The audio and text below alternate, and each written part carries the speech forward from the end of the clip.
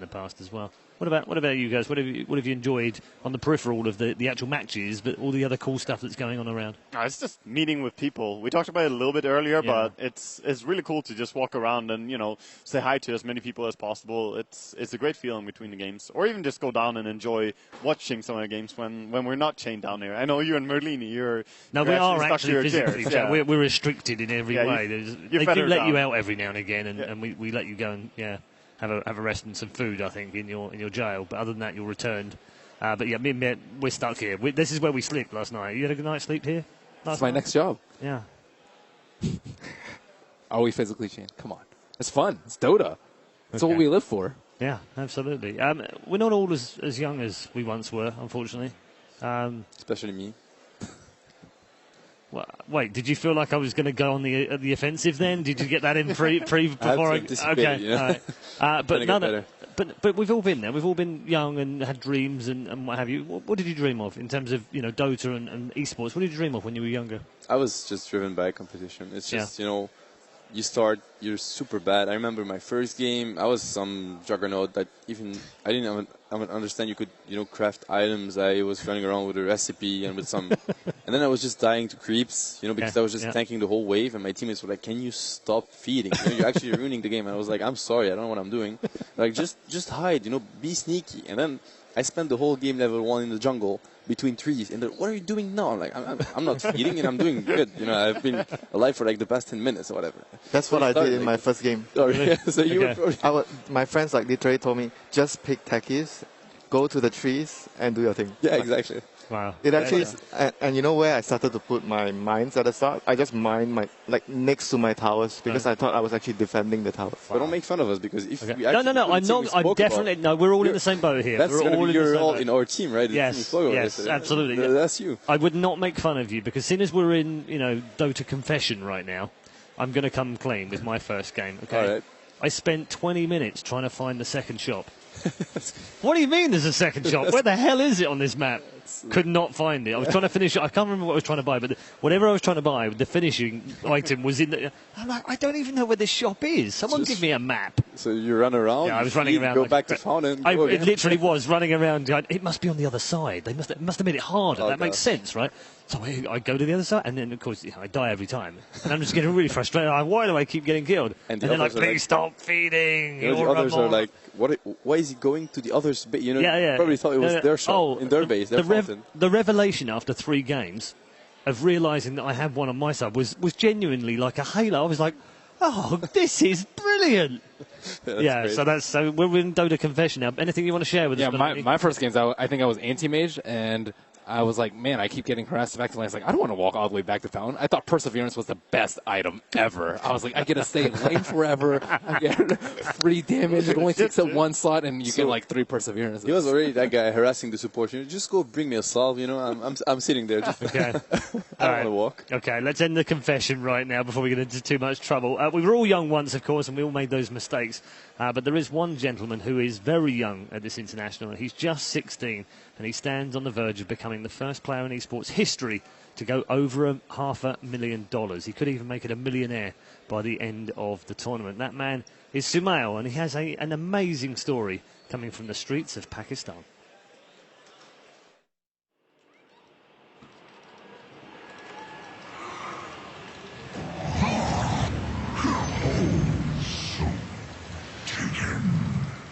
When I first met Sumail, I knew this kid was going to be big. Sumail and me started playing Dota when I was 15 and he was 8. He had this passion. For Sumail, all that mattered was being the best. His desire to compete at the highest level, his will to be a professional, that was the most prominent thing that I got from him. So when a spot opened up on Able Geniuses, Sumail was the first person that we thought of. At first, Sumail's parents were very skeptical about esports, but even though it was a very scary decision, his parents really believed in him. I lived in Pakistan for 15 years, and growing up, I wanted to play so bad that I sold my bicycle just to play for more hours. We had no car, so I bought a small pit bike. It was only meant for 1 person, but we got like 4 persons on it, and we rode all the way to the gaming zone. We just started playing the whole day. Pakistan doesn't have much resources to fulfill the needs of gaming, and to play the game, it's very easy over here. My dad worked really hard to get me and my family here. I live with 8 family members in a small apartment, and I share my room with 3 family members. It's really mesmerizing for all of us. And he's been playing so fast, never tired, never get bored. I play about 9 hours a day. It needs a lot of hard work and dedication, and in Dota there's always something new, so you just can't stop. Sumail's entire life revolves around Dota. Aside from school and his family, this is pretty much his life. This is what he's been doing since he's been 6. I think he's established himself quickly as one of the most skilled mid players in the game. But I think what's going to be really important for him as he develops is how he interacts with his teammates. I have a lot of room to improve, and Fair is like the most experienced player. So I've learned a lot from him, and I think he's like one of the main reasons I'm here now.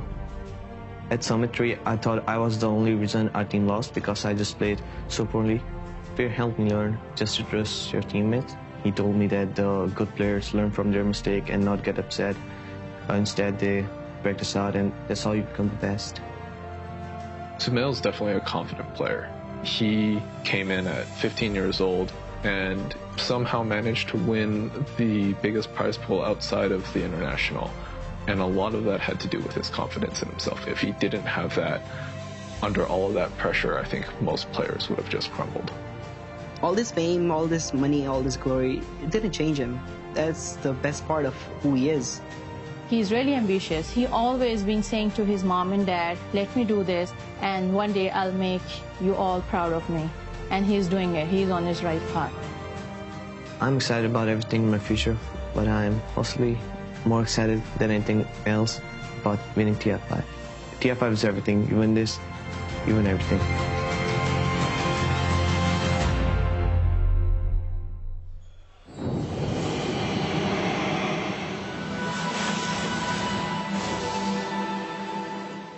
Sumail there from Evil Geniuses. It's a terrific story. It's one of those spine-tingling stories that just raises the goosebumps on your arms every time you listen to it and see it. And I don't know if anyone can relate to that. It's very difficult, obviously, because of the background that he's come from. But has anyone got anything similar that they can kind of relate to? He played Dota for more than half his life. Yeah. There's only a few people in competitive Dota that can say that.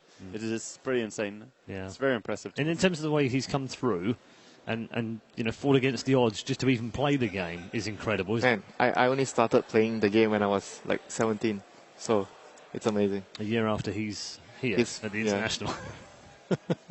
It's incredible. I was going to also mention the fact that you in the French scene are looked up to, very admired by the French scene, obviously, and people look up to you as the sort of elder statesman almost now, as the man that they can get experience from. Fear is obviously another man that's got a similar role as well. And Sumail having that kind of experience and that kind of mentality in his team has to help tremendously. Only a player like Fear can actually, help Sumail grow as a player, because Charlie, the EG's manager, he brought a really good point, which was it is very important in Dota to find the right balance between self-confidence and being open to criticism, and both clash all the time. You're like, if you're not confident in yourself, which means what you did was good, but, the environment or whatever, you need that confidence to actually be a good player. But on the other hand, yeah, and then when you talk to a player like Fear, or a player that you consider at least as good as you, but more experienced for sure, then you listen to him and you put aside all your ego or your confidence, and you're like, well, he's better than I am. He knows better. I'm just gonna listen to him, and all of us as Dota players, we arrived where we arrived and as far as we got only because we were open to criticism, and that's the only way. It's the only way to improve it, honestly. And everyone that's very not open-minded, very close to remarks, they don't get anywhere. How does he? How do you think he takes all of this in? This media attention, adoration of fans, giant stadium, $18 million on the line, and he's 16 years old. It's very hard for me to comprehend what must go through his mind. But he seems, outwardly anyway, from the small amount I know of him, that actually he's a very confident young man, but also has some humility about him as well. Well, it's hard for me to say because I don't know him personally, at least not really well. But the good thing about Dota is that it requires so much focus and so much preparation that you don't really get the time to, look at the crowd, like in game. Look at the crowd, watch. Now they get it because there's a pulse, so that might be a factor. But usually you don't. You just focus. You come, you play your game, you do your best, you win, you lose. End of story. Okay. Anything to add to that, Melanie? I mean, yeah, for Sumail, I think, or for a lot of Dota players, it's about a matter of respect. You're not going to listen to anyone that you don't have respect for, and this is why we generally view like the hot-headed players or the ones that are just really immature. They don't really grow in a Dota sense because they can never take advice from people. So I think that Sumail respects fear, and that's why he's such a good role model and such a good leader and a mentor. Yeah, I mean, to a certain extent, attitude is more important than the raw talent that you have. Like having the right attitude is extremely important. Because we were saying yesterday, most of the players at the top end are kind of at 99% capacity anyway, and it's just that last little bit, and this is part of it, isn't it? Skill is like a requirement, and if you don't have it, then there's no point to even trying. But it's not going to make the difference at all, because all the players here are very good, and sure, it might make the difference in one of two moves, but it's the overall attitude, the communication. Dota is mostly about this, at this level at least. Okay. Age not being a barrier, of course. Where do we get the next Sumail from? Where does that come from? It's got to be a conveyor belt. Well, what was interesting to me about Sumail is that he's been playing since he's 6. Yeah. And a lot of people think that, I can just play Dota and get really good, be at TI in a year. But all these players have been playing, I would say, like minimum 6-7 years. That's like the very, very minimum. And Sumail's been playing for 10 years. He's 16, but he's still been playing since he's 6. He's old man. He's an old man. Yeah, old man Dota already. That's brilliant. But the other thing is where you can have players from Complexity coming from Heroes of Newerth, for instance, and then coming into Dota 2, similar aspects to it, but different game. And still doing really well. I mean, Heroes of Newerth started as a complete